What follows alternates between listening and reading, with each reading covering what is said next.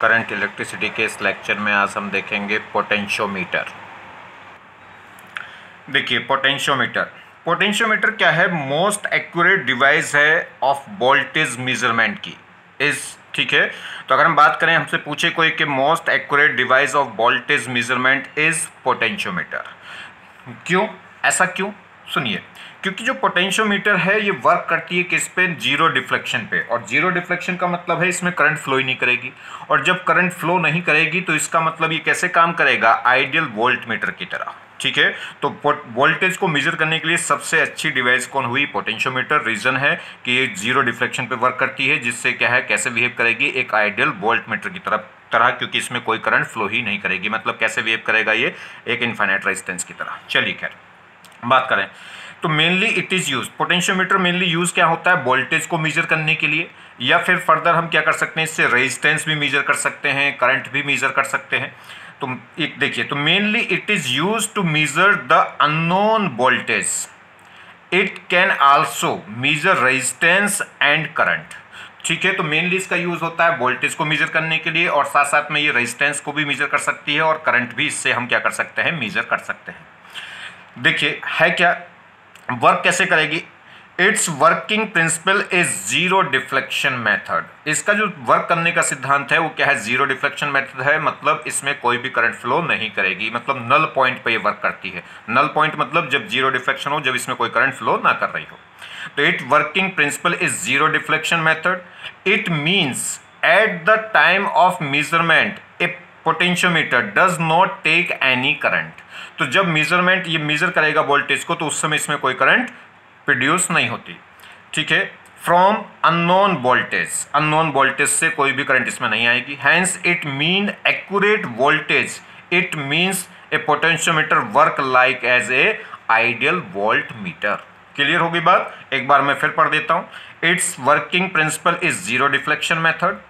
It means at the time of measurement a potentiometer does not take any current from unknown voltage. Hence it measure accurate voltage.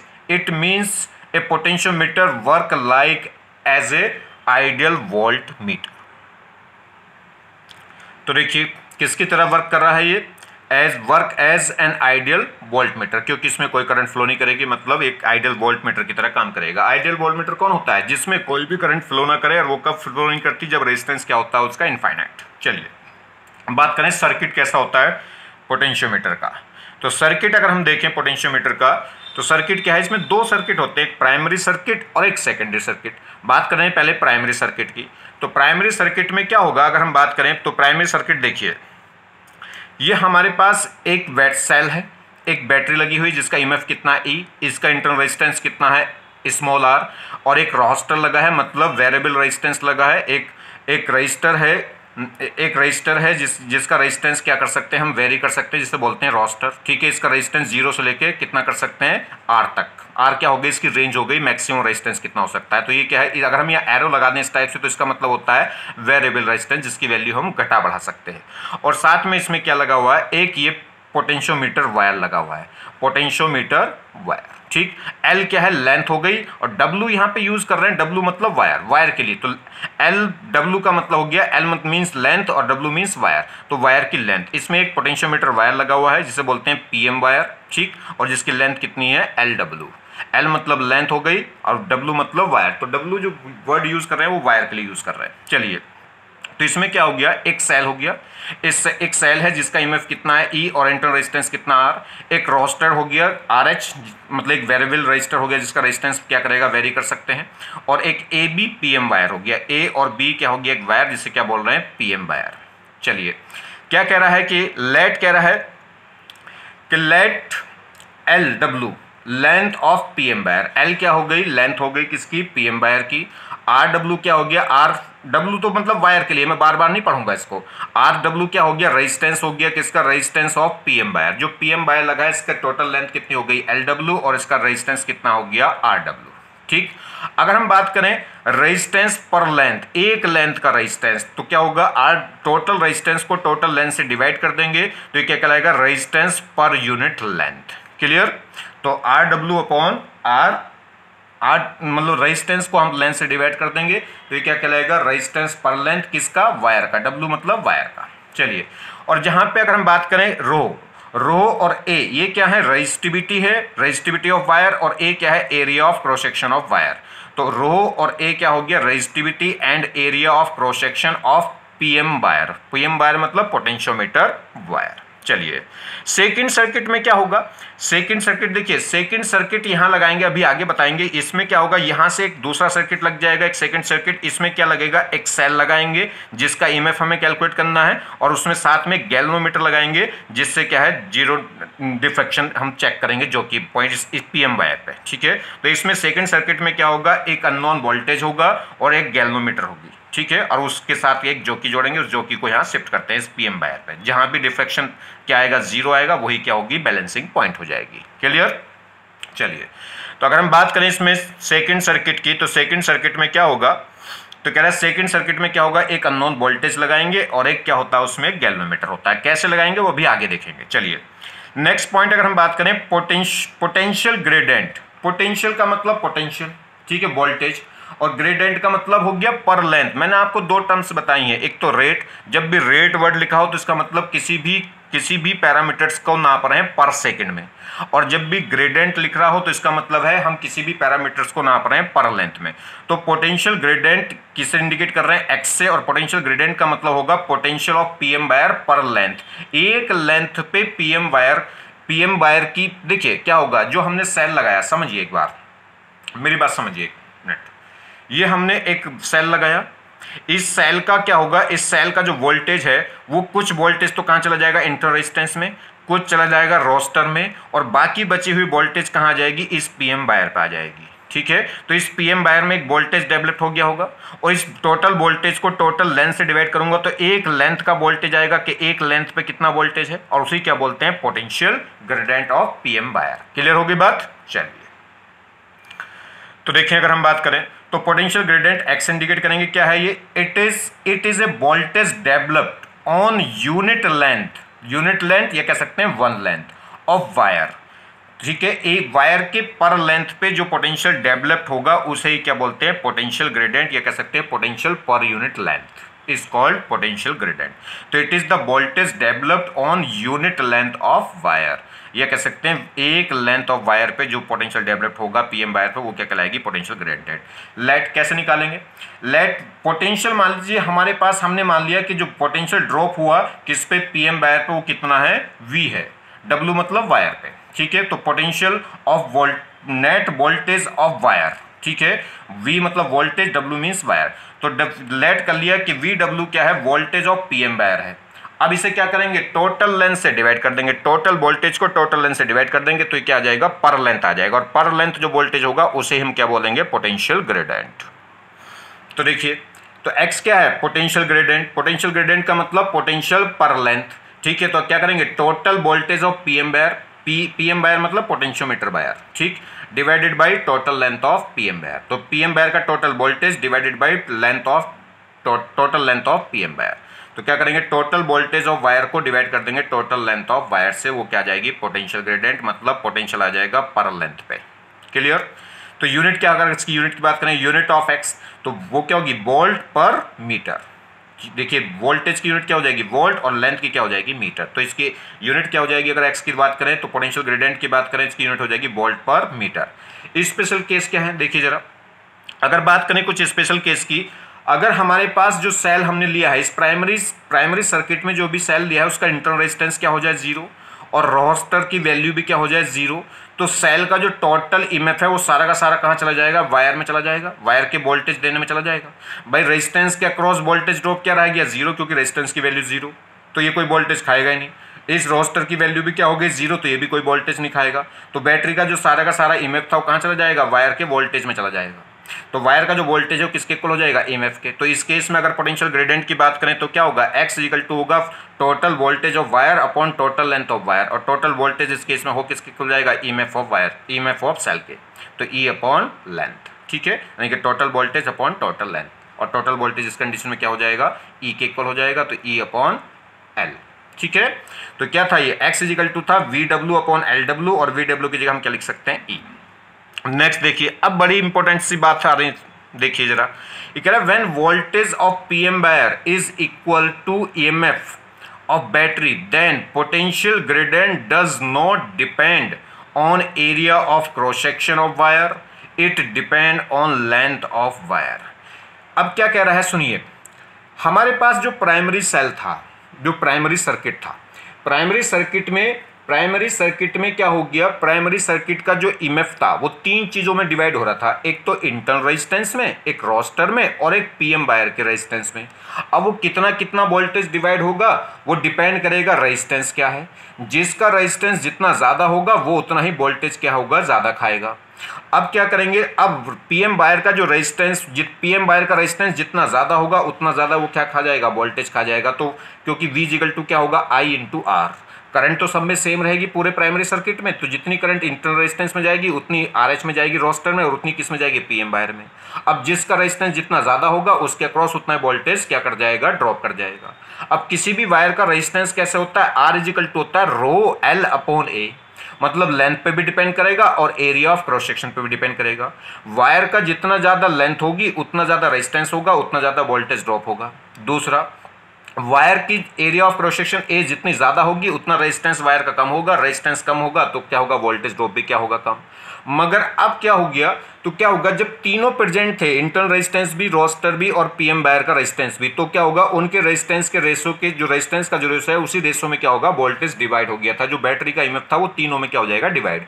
मगर अब resistance का cross voltage क्या है, zero, और roster के cross भी voltage क्या हो गया, जीरो, क्योंकि उनकी रेजिस्टेंस की वैल्यू क्या ले ली, जीरो। तो अब बैटरी का जो ईएमएफ है वो सारा का सारा पीएम वायर में ही चला जाएगा। अब इस बात पर डिपेंड नहीं करेगा कि वायर का रेजिस्टेंस क्या है, अब तो एक ही सेल है और सारा का सारा वोल्टेज एक ही वायर में चला जाएगा, क्योंकि एक ही रेजिस्टेंस है किसका, पीएम वायर का, और कहीं जाएगा नहीं, क्योंकि बाकी दोनों रेजिस्टेंस क्या हो गए, जीरो। तो अब इस बात पे डिपेंड नहीं करेगा, अगर हमारे पास इंटरनल रेजिस्टेंस जीरो हो गया और रोस्टर का रेजिस्टेंस भी जीरो हो गया तो बैटरी का सारा ईएमएफ कहां चला जाएगा, पीएम वायर के वोल्टेज को चला जाएगा। ठीक है, तो अब इस बात पर डिपेंड नहीं करेगा कि पीएम का वायर का जो रेजिस्टेंस है वो कितना है, कम है, ज्यादा है, मतलब उसकी लेंथ कम है कि एरिया ऑफ क्रॉस सेक्शन कम है या ज्यादा, इस बात पर डिपेंड ही नहीं करेगा। जब वो पीएम वायर के रेजिस्टेंस पे डिपेंड ही नहीं करेगा तो इसका मतलब पीएम वायर की लेंथ क्या है, पीएम वायर का एरिया ऑफ क्रॉस सेक्शन क्या है, इस बात पर डिपेंड ही नहीं करेगा। ठीक, मगर अब जब हम पोटेंशियल ग्रेडियंट निकालेंगे तो पीएम वायर का जो वोल्टेज है वो तो ना तो लेंथ पे डिपेंड करेगा ना एरिया ऑफ क्रॉस सेक्शन में डिपेंड करेगा, किसकी, पीएम वायर की लेंथ, पीएम वायर की ना तो लेंथ पे डिपेंड करेगा ना ही एरिया ऑफ क्रॉस सेक्शन पे डिपेंड करेगा। मगर ये तो किसकी बात हुई, पोटेंशियल, पीएम वायर के पोटेंशियल की। मगर पोटेंशियल ग्रेडियंट जब निकालूंगा तो पोटेंशियल ग्रेडियंट निकालूंगा तो डिवाइडेड बाय क्या है, एल, और अब L से डिवाइड कर दिया तो अब ये पोटेंशियल ग्रेडियंट किस पे डिपेंड करेगा, L पे डिपेंड कर जाएगा। तो जब इंटरनल रेजिस्टेंस जीरो है, रोस्टर जीरो है, तो पीएम वायर का जो वोल्टेज है वो तो किसके इक्वल हो जाएगा, ईएमएफ ऑफ सेल के, और वो पीएम वायर का जो वोल्टेज है वो ना तो अब पीएम वायर की लेंथ पे डिपेंड करेगा ना एरिया ऑफ क्रॉस सेक्शन पे डिपेंड करेगा।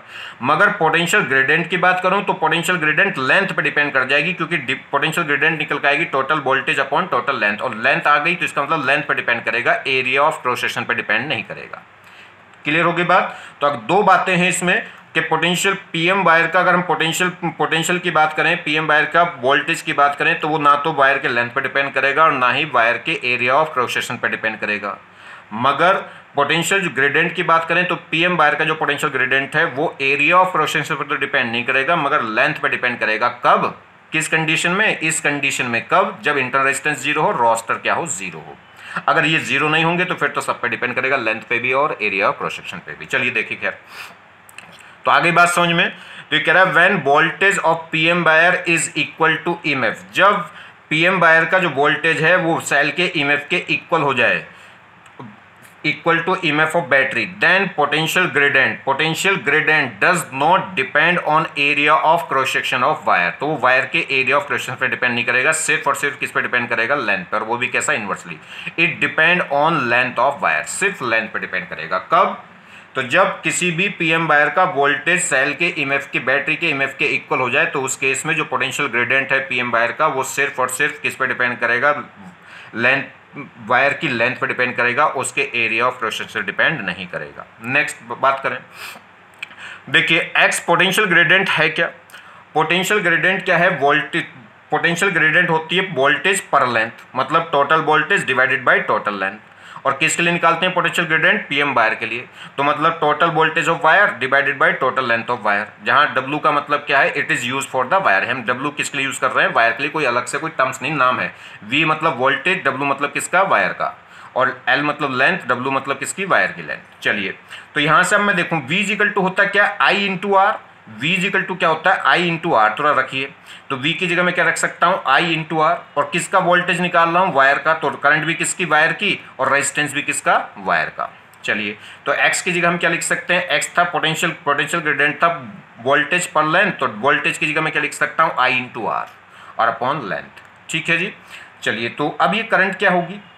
जब भी करंट किसी पीएम वायर में मूव करती है तो पहले सर्किट की बेस से, तो फर्स्ट वाली मतलब all parameters are use for the wire. ये कह रहा है all parameters are use for the wire. ये फर्स्ट वाली करंट जो है वो कौन सी यूज करनी है? फर्स्ट वाली मतलब जो क्या है, इनिशियली जब तक हमने कोई भी सेकंड सर्किट अभी कनेक्ट नहीं करा है।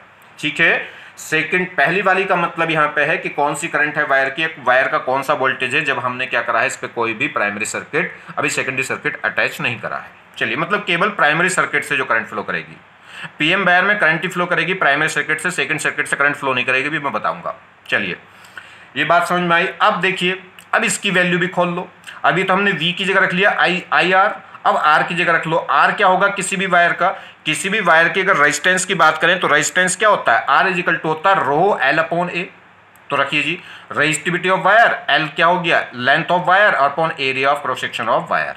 रखिए, इस वैल्यू को उठा के यहां रख दीजिए, तो क्या होगा? X इज इक्वल टू हो गया था आई इंटू आर। आर की जगह क्या हो गया? रो एल अपॉन ए, और अपॉन में एक एल पहले से था, तो एल से एल डिवाइड हुआ। तो अब क्या कर गया? डिपेंड सिर्फ आई रो अपॉन ए। अब इस केस में जो पोटेंशियल ग्रेडियंट है, इस केस में जो पोटेंशियल ग्रेडियंट है वो सिर्फ और सिर्फ किस पे डिपेंड कर रहा है? एरिया ऑफ क्रॉस सेक्शन पे, आपका लेंथ पे डिपेंड नहीं कर रहा। कब? जब करंट क्या रहे? सेम रहे। अगर करंट सेम रहेगी तो रेजिस्टिविटी तो किसी भी मटेरियल की सेम है, और करंट अगर हम सेम कर दें तो उस केस में क्या होगा? जो x है वो इनवर्सली प्रोपोर्शनल होगा, कि पोटेंशियल ग्रेडियंट सिर्फ और सिर्फ डिपेंड करेगा एरिया ऑफ क्रॉस सेक्शन पे, लेंथ पे डिपेंड नहीं करेगा। लेंथ क्या हो गई? कट हो गई। क्लियर हो गई बात? जरा देखें, तो देखिए, तो यहां पे जो पोटेंशियल ग्रेडियंट है वो क्या आ गई? आई रो अपॉन ए। आई किसकी? वायर की। तो इस केस में क्या हो गया? इस केस में जो पोटेंशियल ग्रेडियंट है वो इनवर्सली प्रोपोर्शनल हो रहा है किसके? एरिया ऑफ क्रॉस सेक्शन के। लेंथ पे आपके डिपेंड नहीं कर रहा, क्योंकि लेंथ के टर्म्स यहां से कैंसिल हो गई। मगर कब डिपेंड करेगा? जब करंट क्या रहेगी? कांस्टेंट। देखिए, अगर आई को कांस्टेंट मान लूं तो रेजिस्टिविटी तो कांस्टेंट होती है, तो जो एक्स है वो इनवर्सली प्रोपोर्शनल हो जाएगा किसके? ए के। तो when current in potentiometer wire is constant, then potential gradient does not depend on length of wire, it's depend on area of wire. सिर्फ किस पे डिपेंड करेगी? एरिया ऑफ वायर पे। तो अगर किसी भी पीएम वायर में या पोटेंशियोमीटर वायर में अगर करंट क्या है? कांस्टेंट है, तो उस केस में जो पोटेंशियल ग्रेडियंट है वो लेंथ पे डिपेंड नहीं करेगा, वो सिर्फ किस पे डिपेंड करेगा? एरिया ऑफ क्रॉस सेक्शन पे, और उसके भी क्या होगा? इनवर्सली। तो दोनों पॉइंट आपको ध्यान रखना है। जब अगर क्या हो जाए, वायर का जो वोल्टेज है वो बैटरी के ईएमएफ के इक्वल हो जाए, तो उस केस में जो पोटेंशियल ग्रेडियंट है वो किस पे? वो एरिया ऑफ क्रॉस सेक्शन पे डिपेंड नहीं कर रहा था, सिर्फ लेंथ पे डिपेंड कर रहा था, लेंथ के इनवर्सली था। अगर क्या हो जाए? करंट कांस्टेंट हो जाए। अगर पीएम वायर में करंट कांस्टेंट है तो इस केस में जो पोटेंशियल ग्रेडियंट है वो एरिया ऑफ क्रॉस सेक्शन पे डिपेंड करेगा, लेंथ पे डिपेंड नहीं करेगा, और यहां भी एरिया ऑफ क्रॉस सेक्शन क्या होगा? इनवर्सली। चलिए, दोनों बातें आप ध्यान रखिए। चलिए, एक नेक्स्ट पॉइंट देखें अब। तो पोटेंशियल ग्रेडियंट क्या था? Voltage of wire upon length of wire. ठीक है, पोटेंशियल ग्रेडियंट क्या था? पोटेंशियल पर लेंथ, मतलब total voltage divided by total length किसकी? वायर की। अब वायर के वोल्टेज को लिख सकता हूं कितना? V इक्वल टू होगा आई इंटू आर। ठीक है, लिख लिया जी, आई इंटू आर। डब्ल्यू मतलब वायर के लिए। चलिए, अब अगर हम बात करें करंट, जो प्राइमरी सर्किट है, अब देख लें कि जो ये करंट किसकी है? वायर की। तो वायर में करंट फ्लो कितनी कर रही होगी? जो पूरे सर्किट में जो करंट फ्लो कर रही होगी वही तो वायर में करंट होगी, क्योंकि पूरा एक ही तो सर्किट है, प्राइमरी सर्किट। तो जो करंट फ्लो होगी वो क्या होगी? Net EMF upon total resistance. Net EMF तो बैटरी का कितना था? ई। एक ही तो बैटरी थी बस, उसका ईएमएफ था कितना? ई। और अगर हम बात करें रेजिस्टेंस, तो रेजिस्टेंस एक इंटरनल रेजिस्टेंस था, एक वायर का रेजिस्टेंस था, और एक रोस्टर था। ठीक है, तो जो करंट होगी वायर में वो क्या होगी? Net EMF upon total resistance. Total resistance में तीनों आ गए, इंटरनल रेजिस्टेंस भी, वायर का रेजिस्टेंस भी, और रोस्टर भी। तो देखिए, यहां से इसकी वैल्यू उठाकर रख दो इसमें, तो देखिए जी क्या होगा। तो अगर हम बात करें तो x इजिकल टू आ जाएगा, I की जगह मैं क्या रख दूंगा, ये वैल्यू रख दूंगा उठा के, इनटू क्या बचेगा, RW अपॉन LW। अब देखिए अकॉर्डिंग टू रोस्टर, अब बात करें रोस्टर की, अगर रोस्टर की वैल्यू मिनिमम हो तो मिनिमम तो कितनी हो सकती है, 0। ये करंट की वैल्यू मैक्सिमम कब होगी, करंट की वैल्यू मैक्सिमम जब होगी जब रेजिस्टेंस क्या हो, कम हो। और रेजिस्टेंस कम कौन हो सकता है, रोस्टर ही तो वेरिएबल है, रोस्टर का जो रेजिस्टेंस है वही वेरिएबल है, ये तो फिक्स है। वायर का रेजिस्टेंस भी फिक्स है और इंटरनल रेजिस्टेंस भी क्या है, फिक्स है। यही घट बढ़ सकता है, अगर इसकी वैल्यू क्या हो जाए, मिनिमम हो जाए तो करंट क्या हो जाएगी, मैक्सिमम, और रोस्टर की वैल्यू मैक्सिमम हो जाए तो करंट क्या हो जाएगी, मिनिमम। तो ये देखिए अकॉर्डिंग टू द रोस्टर, तो अगर रोस्टर की वैल्यू मिनिमम कितनी हो सकती है, 0। अगर जब रोस्टर 0 हो जाएगा तो एक्स वहां पे क्या आ जाएगा, जो पोटेंशियल ग्रेडियंट है वहां पे क्या हो जाएगी, वो मैक्सिमम हो जाएगी, क्योंकि उस केस में करंट क्या हो जाएगी, मैक्सिमम। जितनी ज्यादा करंट उतना ज्यादा क्या हो जाएगा, पोटेंशियल ड्रॉप हो जाएगा रेजिस्टेंस वायर के क्रॉस, और उतना ज्यादा क्या आ जाएगी, पोटेंशियल ग्रेडियंट। यह साफ साफ यहां से लिख रहा है। जैसे जैसे आर को आप घटाओगे तो ये क्या होगा, बढ़ेगा, और आर को बढ़ाओगे तो ये घट जाएगा। तो कह रहा है अकॉर्डिंग टू, अगर हम बात करें तो जैसे जैसे क्या होगा, तो जैसे जैसे अगर रोस्टर की वैल्यू हम 0 ले लें तो यहाँ x क्या हो जाएगी, पोटेंशियल ग्रेडियंट क्या हो जाएगी, मैक्सिमम। और उस कंडीशन में क्या हो जाएगी, x मैक्सिमम कितनी हो जाएगी, E upon R plus RW, RH क्या हो जाएगा 0, और इनटू क्या होगा, RW अपॉन LW। क्लियर। अब अगर हम क्या करें, RH की वैल्यू मैक्सिमम क्या थी, मैक्सिमम कितनी हो सकती है, जो इसकी मैक्सिमम रेंज थी, और मैक्सिमम रेंज कितनी बता रखी थी, R। तो अगर रोस्टर की वैल्यू हम क्या ले लें, मैक्सिमम पॉसिबल वैल्यू ले लें, और मैक्सिमम पॉसिबल वैल्यू कितनी थी, R। तो उस केस में जो x है वो क्या हो जाएगा, उस केस में x क्या हो जाएगा, मिनिमम। तो x इस केस में क्या हो जाएगा, मिनिमम। तो x मिनिमम की वैल्यू क्या होगी, E अपॉन R प्लस इसमें फिर ये रोस्टर की जगह हम क्या यूज कर देंगे, रोस्टर की जगह क्या यूज कर लेंगे, R। तो ये मिनिमम वैल्यू हो गई। अब मैक्सिमम और मिनिमम का रेशो अगर मैं निकालूं, मैक्सिमम और मिनिमम पोटेंशियल ग्रेडियंट का अगर मैं रेशो निकालूं किसमें, पीएम वायर में, तो दोनों को डिवाइड करिए, डिवाइड करोगे तो ये तो कैंसिल, ये कैंसिल, ई से ई कैंसिल, क्या बचेगा, अपोन में तो ये आर अपोन, ये तो अपोन में, और ये वाली वैल्यू कहाँ पहुंच जाएगी, ऊपर पहुंच जाएगी। तो देखिए मैक्सिमम अपॉन मिनिमम, तो वो किसके रेशो में होगी, R plus R H upon R. तो मैक्सिमम ग्रेडियंट डायरेक्टली प्रोपोर्शनल होगी मैक्सिमम रेजिस्टेंस के, और minimum potential gradient, minimum potential gradient क्या होगी, तो दोनों को जब डिवाइड करेंगे तो मैक्सिमम तो क्या हो गई, मैक्सिमम अपॉन मिनिमम। जब इन दोनों को हम डिवाइड करेंगे तो आई से वैल्यू कट हो जाएगी, ई से ई कट, ये आ जाएगा अपॉन में, और ये कहाँ पहुंच जाएगा, ऊपर। तो अगर एक्स मैक्सिमम निकाल रहा हूं तो मैक्सिमम वाला रेजिस्टेंस, और एक्स मिनिमम निकाल रहा हूं तो मिनिमम वाला रेजिस्टेंस। कौन चेंज हो सकता है, मैक्सिमम मिनिमम में किसका चेंज होता है, बस सिर्फ रोस्टर वाले रेजिस्टेंस का। अगर मैक्सिमम पोटेंशियल ग्रेडियंट निकाल लें तो मैक्सिमम रेजिस्टेंस, और मैक्सिमम रेजिस्टेंस कितना होगा, साथ में रोस्टर वाला ऐड हो जाएगा। और मिनिमम एक्स निकालें तो मिनिमम रेजिस्टेंस, और मिनिमम रेजिस्टेंस कितना हो सकता है, वो जब हो सकता है जब रोस्टर वाला रेजिस्टेंस क्या हो जाए, 0। इंटरनल रेजिस्टेंस तो रहेगा और वायर का रेजिस्टेंस तो रहेगा ही। आगे बात समझ में, चलिए देखिए एक प्रॉब्लम समझिए, इससे समझ में आ जाएगा। ये हमारे पास कोई प्राइमरी सर्किट है किसका, पोटेंशियोमीटर का, ठीक है। ये सेल है, ये इंटर रेजिस्टेंस होगा R, और इस टाइप से ये क्या है, वायर को दो पार्ट में लिया है। एक वायर की लेंथ L, एक वायर ले लिया L लेंथ का, जिसकी एरिया कितना है, मतलब रेडियस कितनी है, L लेंथ का वायर है, रेजिस्टिविटी रो है, और रेडियस कितनी है इसकी, R। यहाँ पे लेंथ वायर की L है, लेंथ कितनी है 2L है, और रेजिस्टिविटी कितनी है रो, और रेडियस भी कितनी है 2R। तो इसका पोटेंशियल ग्रेडियंट यहाँ x1 और इसका पोटेंशियल ग्रेडियंट यहाँ x2। तो कह रहा है x1 अपॉन x2 का रेशो बताओ। वायर को दो पार्ट में डिवाइड कर दिया, इसकी लेंथ L, उसकी लेंथ कितनी है 2L, रेजिस्टिविटी दोनों की सेम है रो, रेडियस इसकी कितनी है R और उसकी कितनी है 2R, ठीक है। अब अगर हम बात करें तो पोटेंशियल ग्रेडियंट इसमें क्या सेम रहेगा, अगर हम बात करें तो देखिए डी कह रहा है x, तो x1 इसके क्रॉस पोटेंशियल ग्रेडियंट कितना x1 और इसके क्रॉस पोटेंशियल ग्रेडियंट कितना x2, तो कह रहा है कि x1 अपॉन x2 का रेशो निकालो। अगर बात करें depend on the area of wire, area जो क्रॉस सेक्शन है वो कह रहा है depend on area of wire, या कह सकते हैं I is constant because in the series. बस यही बात पकड़ने वाली थी। ये दोनों ही वायर क्या है, सीरीज में है। इसका रेजिस्टेंस देखिए, जब इसकी लेंथ बदल गई, इसका एरिया ऑफ ट्रांसलेशन बदल गया, तो इसका क्या हो गया, इसका रेजिस्टेंस चेंज हो गया होगा, इसका रेजिस्टेंस चेंज हो गया होगा। रेजिस्टेंस चेंज होगा तो इसमें करंट तो सेम है, तो इनके वोल्टेज क्या हो गए होंगे, डिफरेंट। तो वोल्टेज डिफरेंट होगी। बेन सीधी सी बात है, दोनों वायर, ये दो वायर है, दोनों वायर सीरीज में लगे हैं और सीरीज में लगे हैं तो इसमें जो करंट इसमें जाएगी वही करंट इसमें आएगी। यहाँ से जो करंट आ रही होगी वही करंट पहले वायर में जाएगी, वही करंट सेकेंड वायर में जाएगी। तो दोनों वायर में करंट क्या रहेगी, कांस्टेंट। और जब करंट कांस्टेंट रहती है तो उस समय जो पोटेंशियल ग्रेडियंट है वो लेंथ पे डिपेंड नहीं करता, वो सिर्फ और सिर्फ डिपेंड करता है एरिया ऑफ क्रॉस सेक्शन पे, और एरिया ऑफ क्रॉस सेक्शन के भी इनवर्सली प्रोपोर्शनल होता है। ये बताई मैंने दो बातें। चलिए, तो यहाँ पे दोनों किस में है, सीरीज में है, और सीरीज में है तो दोनों वायर में करंट क्या होगी, सेम। और जब करंट सेम होती है तो पोटेंशियल ग्रेडियंट इनवर्सली प्रोपोर्शनल होता है किसके, एरिया ऑफ क्रॉस सेक्शन के। क्यों होता है समझ लीजिए। देखो यही तो था। अगर हम बात करें पोटेंशियल ग्रेडियंट की, पोटेंशियल ग्रेडियंट होता है वोल्टेज पर लेंथ, तो voltage of wire upon total length of wire. अब वोल्टेज ऑफ वायर किससे आएगा, I इंटू आर, क्योंकि V इज इक्वल टू होगा IR, तो I इंटू आर। अब अगर हम बात करें यहाँ पे रेजिस्टेंस की वैल्यू रखें तो रेजिस्टेंस क्या होगा, रो L अपॉन A। रखिए जरा इस वैल्यू को, रेजिस्टेंस को। रेजिस्टेंस की R की जगह हम क्या रख सकते हैं, रो L अपॉन A। तो इस R की जगह हम क्या करेंगे, वायर ऑफ रेजिस्टेंस की जगह ये वैल्यू यूज कर लेंगे।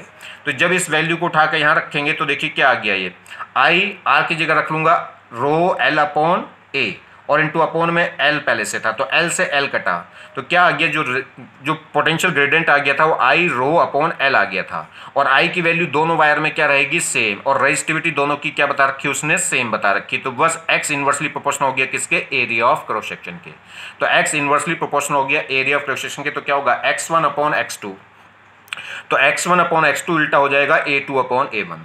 अब एरिया किससे आएगा, पाई आर स्क्वायर, पाई से पाई भी कट जाएगा तो क्या होगा R2 अपॉन R1 का स्क्वायर। R2 कितनी दे रखी उसने, 2R, और R1 कितनी दे रखी, 8, मतलब इनका रेशो भी कितना हो गया, 2:1। इसका स्क्वायर करेंगे तो कितना आ जाएगा, ये 4 अपॉन 1। तो बस आंसर कितना हो गया, तो X1 अपॉन X2 क्या हो जाएगा, 4 अपॉन 1 हो जाएगा। क्लियर हो गई बात। नेक्स्ट देखिए, नेक्स्ट प्रॉब्लम की अगर हम बात करें तो देखिए ये भी बहुत अच्छी प्रॉब्लम है। ये हमारे पास क्या है, ये कह रहा है दो वायर है पीएम वायर, एक पीएम वायर ये है, एक पीएम वायर ये है इस प्राइमरी सर्किट में। तो इसकी पोटेंशियल ग्रेडियंट कितनी दे रखी है, इसकी पोटेंशियल ग्रेडियंट कितनी है x, और इसकी पोटेंशियल ग्रेडियंट कितनी है x2। देखो उसने लिख रखा है, लेंथ इसकी कितनी है L, रेजिस्टिविटी इसकी कितनी रो, ये रेडियस इसकी कितनी R, और पोटेंशियल ग्रेडियंट कितना x1। इसकी लेंथ भी L, रेजिस्टिविटी भी रो, मगर रेडियस क्या हो गई, R से कितनी हो गई, 2R। तो पोटेंशियल ग्रेडियंट इसका कितना, x2। तो दोनों वायर की लेंथ भी सेम है, दोनों वायर का मटेरियल भी सेम है रेजिस्टिविटी, मगर दोनों वायर की थिकनेस डिफरेंट है। इसकी रेडियस R है तो उसकी कितनी है, 2R। तो कह रहा है पोटेंशियल ग्रेडियंट अगर इसके क्रॉस x1 और इसके क्रॉस x2 हो तो उनका रेशो बताओ। देखिए दोनों क्या है, पैरेलल में लग रहे हैं, दोनों पैरेलल में लग रहे हैं तो दोनों का वोल्टेज क्या होगा, सेम। और जब दोनों का वोल्टेज सेम होगा, दोनों का वोल्टेज सेम होगा तो ये अगर हम बात करें यहाँ पे देखिए जो x है वो x होगा क्या, x इज इक्वल टू होगा, पोटेंशियल ग्रेडियंट होगा voltage, total voltage of wire upon total length of wire. अब ये वैल्यू क्या है, सेम है क्योंकि दोनों पैरेलल में है, और ये क्या हो गई, सेम हो गई। तो x इनवर्सली प्रोपोर्शनल हो गया सिर्फ लेंथ के, और लेंथ दोनों की क्या है जी, सेम है। लेंथ जब दोनों की सेम है तो x1 अपॉन x2 क्या हो जाएगा, 1 अपॉन 1 मतलब 1। क्लियर होगी बात। लेंथ दोनों की सेम, तो यहां से अगर हम निकालेंगे x1 अपॉन x2 तो वो क्या आएगा, L2 अपॉन L1। अब ये भी कितनी है L और वो भी कितनी है L, तो इक्वल टू कितना आ गया, 1। तो यहाँ पे x1 अपॉन x2 का रेशो कितना आ जाएगा, 1 आ जाएगा। क्लियर। तो देखिए यही बात रही कि due to parallel combination voltage for two wires is same. तो पैरेलल कॉम्बिनेशन की वजह से दोनों वायर के क्रॉस वोल्टेज क्या है, सेम है। तो लेंथ इज आल्सो सेम, और लेंथ भी दोनों की क्या है, same. So potential will be same, तो इसलिए जो पोटेंशियल ग्रेडियंट है वो भी क्या हो जाएगा, सेम हो जाएगा। क्लियर होगी बात। चलिए देखिए बोर्ड एग्जाम में, 12th के बोर्ड एग्जाम में अब सिंपल सी प्रॉब्लम नहीं आती, मतलब डायरेक्ट फॉर्मूले बेस्ड नहीं आती, तो इसलिए आप फॉर्मूले पे आधारित ना रहें। और एक बहुत इंपॉर्टेंट बात बता दूं कि अब डेरिवेशन फिजिक्स में, 12th के बोर्ड एग्जाम के फिजिक्स में डेरिवेशन अब बहुत ज़्यादा नंबर के नहीं आते, मुश्किल से मैक्सिमम 7 से 8 मार्क्स के क्या आते हैं, डेरिवेशन आते हैं। इसलिए, और वो डेरिवेशन भी कहाँ से, कुछ फिक्स डेरिवेशन है जो मोस्टली पूछ लेता है, वो भी सीधे नहीं पूछता, उसमें भी कुछ ना कुछ कॉन्सेप्ट लगा देगा। तो इसलिए आप डेरिवेशन के पीछे ना भागें, इस बात का ध्यान रखें। लगभग सन 2008 से डेरिवेशन का आना बिल्कुल एकदम कम सा हो गया है।